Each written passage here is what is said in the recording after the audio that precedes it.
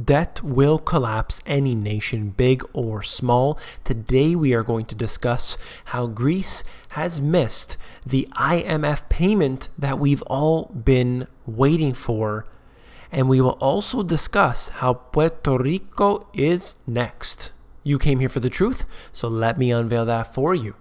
We're going to start with this right here. The head of the Eurogroup of finance ministers said late Tuesday night that Greece was effectively in default and could face even tougher conditions for a new aid package. This is huge news right here coming out of the New York Times.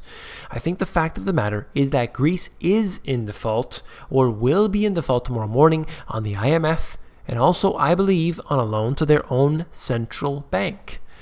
But they will be in default, and I don't think I can alter that in the short term.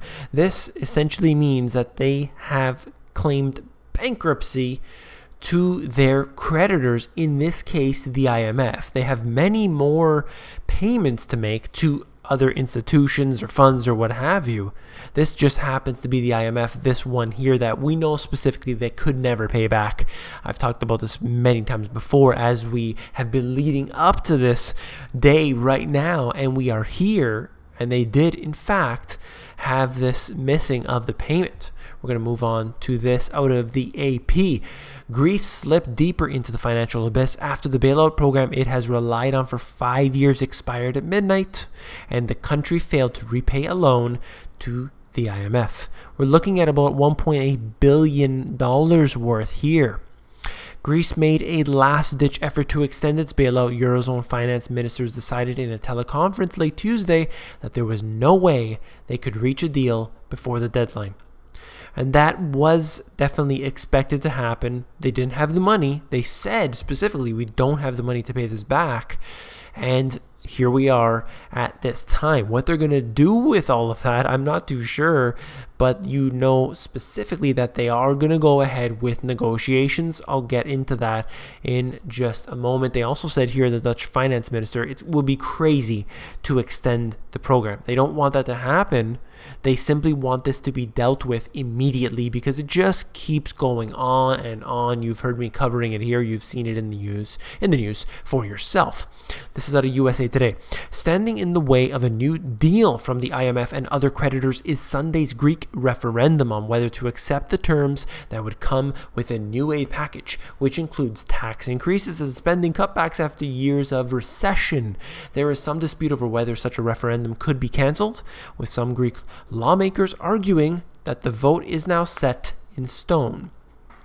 So we have this referendum that's coming up, and obviously people are wondering exactly what's going to happen with all of this. Will they vote yes? Will they vote no?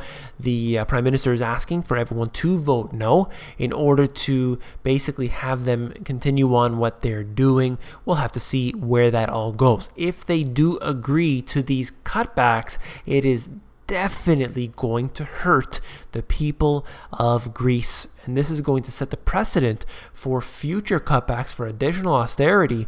But at the same time, they simply owe so much money. What they're going to do here, I really don't know at this point. Let's look at this from my book where I talked about the situation that's happening in Greece specifically. The governments have decided that the best thing to do is to kick the can down the road over and over again, a cycle that has repeated in different countries throughout history. In 2011, repackaging the debt of Greece and others with a date further into the future is their solution. You don't need to be an economist to understand that pushing debt further into the future isn't going to solve the problem. It only delays the inevitable. I've said this many times before. We can see how this is just every time this is what they do. They take the debt, they repackage it up. Oftentimes, they sell it off to investors as a AAA rating in many cases here. This doesn't work. We know that specifically, but that's what they do anyway. And that's all you ever see from this right here. I'm going to move on to this. We're looking at Puerto Rico right now, basically saying that their financial future hung in limbo Tuesday as economists and officials warned that the U.S. territory could head down Greece's path if not allowed to declare bankruptcy as it struggles with a $72 billion public debt. That's huge for a nation as small as Puerto Rico. And basically, what we're looking at here is the same situation as with Greece. They owe money, they can't pay it back. They have to begin looking for additional money, different funds. Either they want a debt jubilee, they want a pardon from all of this debt, the money that they owe, or they're going to need to be bailed out by some institution or a different nation or what have you.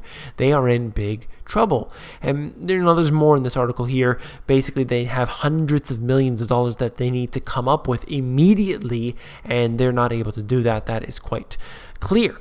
Less than 24 hours later, they basically proposed a plan to seek the restructuring of the island's debt, suggesting that the island is virtually insolvent. A long-awaited report compiled by a former IMF staffer brought the Puerto Rican debt crisis back into the spotlight. I have covered Puerto Rico before. I've actually had a couple of the subscribers ask for me to cover it here. So here we go. Basically, they have the exact same situation that's going on in Greece. Of course, there's different really specifics. However, all nations have found themselves in the same situation. I'm going to leave that just for a moment before I get into this in more detail. U.S. fund manager, basically the largest holder of the Puerto Rico debt among municipal bond funds, warned that the island it stands ready to defend the terms of the bond it holds a day after the governor said he wanted to restructure debt and postpone bond payments. Basically, what they want to do is, let's make a deal. Let's, I owe you $72 billion. Well, how does 10 sound, or how does 0 sound? And that's really what's happening here. They're not going to get away with it like that. Yes, sometimes they are able to pay less than what they owe, and they wipe the debt clean because it's all fictional anyway. But oftentimes, really, they use this as a means of going into the country and stealing the assets. Oh, you owe such and such money. Well, instead, we will be able to put an oil field in your territory, or we'll set up a mine, or what have you. And this is the way that they slowly gobble up real assets. And then, of course, it's not you and I that get the profit from it, despite the fact that that would be bad in the first place. But it is really a means for big corporations to profit. Let's look at this, a little bit of humor here. I always like to bring in some comedy whenever I can. 15 weeks. Treasury says the debt has been frozen at $18 trillion. 15 weeks straight where not a penny has gone up or down. Is there a little glitch there? Do we need to tap on the screen in order to get it to continue to move? Well, this is what is real, is that we have a system built upon debt that shows us that not a single penny has been added to the debt or even taken away. It is consistently $18 trillion and change, and that will never move according to the Treasury system here. It is comical to me to see this. The debt is probably way higher than what we're being told. We know that we're not even including the unfunded liabilities. So you look at a nation like Greece, then you look at Puerto Rico, and we know that all nations are finding themselves in the same situation, the same predicament. The only reason why we're covering Greece primarily here is because they're perhaps the first domino to fall. Missing the IMF payment is technically a default. Whether, what they're going to do with all of this, I'm not sure, but it's technically a default. So the domino has begun to tip over, leading into the next domino, which leads into the next and the next. This is how it's worked historically. There's no need to believe any different. Let's look at this right here, which is, it's quite sad.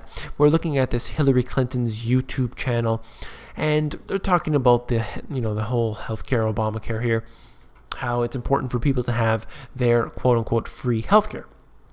I'm not even getting into the topic of this video. We're going to show you or anything.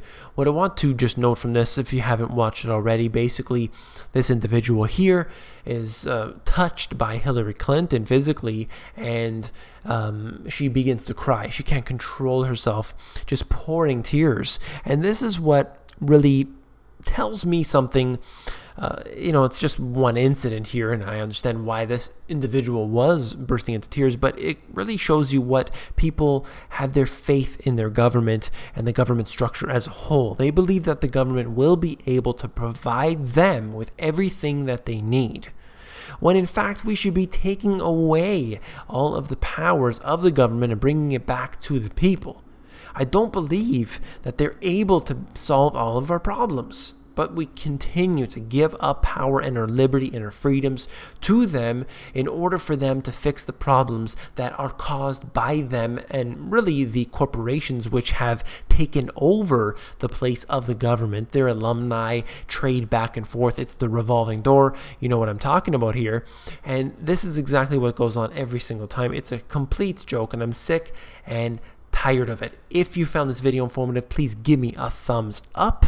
I also want to note that in the previous video, I asked for your comments, and I really do appreciate all of those. Trying to get back to all of the comments, all the kind words that I'm continuously receiving here.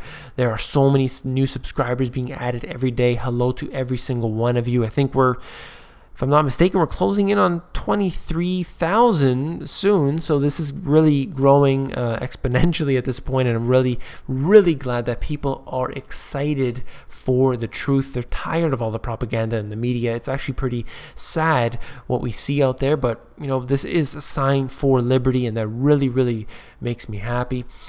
Last but not least, if you found this video informative, I know that you'll find my book, The Money GPS, even more informative. And you can actually look through the book for yourself. If you go over to Amazon, they have a look inside feature, which allows you to flip through the book to see if you like it. Take care.